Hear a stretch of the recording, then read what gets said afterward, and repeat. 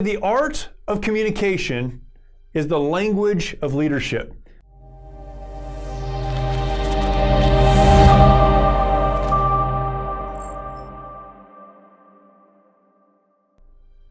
The author and former presidential speechwriter James Humes once made a great statement. He said this. He said, "The art of communication is the language of leadership." That's a great quote. I'll say it again. The art of communication is the language of leadership. I remember the very first time that I read that. It took me a minute to really understand what was being said. There's a kind of a clever wordplay that happens there, but the statement is so true when you really understand what he was trying to communicate. A leader may have all of the gifts in the world. They may be the most intelligent person in the room, the most charismatic person in the room. Maybe they went to the best school. They've had every advantage you could possibly have. But if they cannot communicate, if they can't explain to those that they lead why and where and how, if they lack the ability to communicate what is needed for those that they lead to do what needs to be done, then the rest of it, those other qualities, those other skills, they just don't matter. Perhaps you're not a person who has leader stamped on your name tag. Maybe you're a mom or a dad, a husband or a wife, someone who goes to a job in a mid-level situation. Maybe you're not necessarily the leader. I would suggest this. The art of communication is a language in which we all must be fluent if we will be all that we potentially could be. A relationship that struggles with communication is a relationship that will always struggle. An employee who struggles to communicate is an employee who will always struggle. The same goes for employers. The same goes in every area of life. If we cannot communicate effectively, then we will always struggle.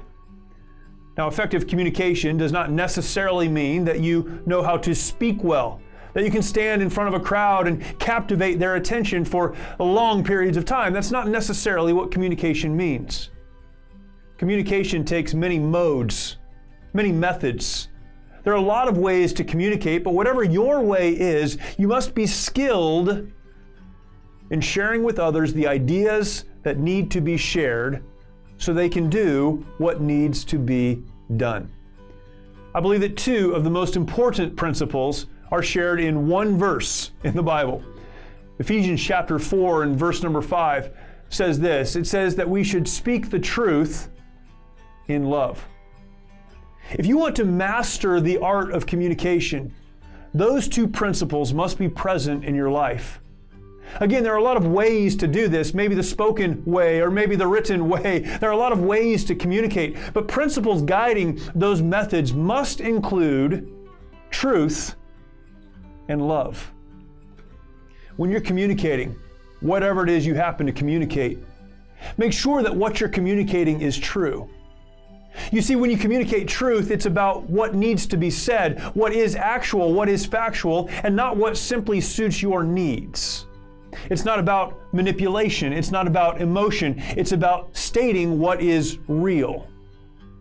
If you sacrifice truth as you attempt to communicate, what you're sacrificing is your ability to be heard.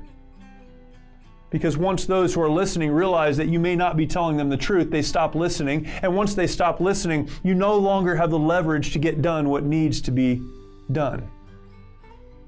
Leaders in homes, leaders in relationships, leaders in workplace, leaders anywhere must have as a foundational principle of their communication truth. Speak the truth. The second part is also very important. These principles, they go together. You must speak the truth, but you must do it in love. I've spoken and written on this concept of love in the past, but love, properly understood, is doing what is best for the object of your love. Love is not an emotion. Love is a decision that we make to do what is best for the person we say we love. Therefore, love is not manipulative. It's not about me getting them to do what I want them to do. It's about me doing what is best for them.